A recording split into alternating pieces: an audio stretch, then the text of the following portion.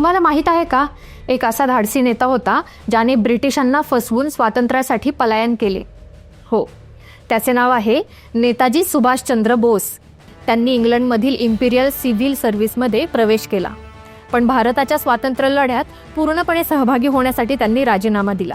नेताजी हे फक्त राजकारणी नव्हते, तर भारतीय स्वातंत्र्य लढ्यातील एक प्रमुख रणनीतिकार होते. 1940च्या सुरुवातीला ब्रिटिशांनी नेताजींवर घरगुती नजर ठेवायला सुरुवात केली.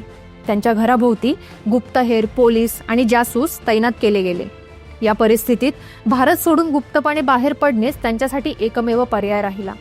नेताजींच्या पलायनामागील योजना अतिशय गुप्त आणि काळजीपूर्वक आखण्यात आली होती. त्यात वेषांतर, विश्वासू सहकाऱ्यांची मदत, तसेच रात्रीच्या वेळेस गाडी आणि रेल्वे मार्गांचा वापर यांचा समावेश होता.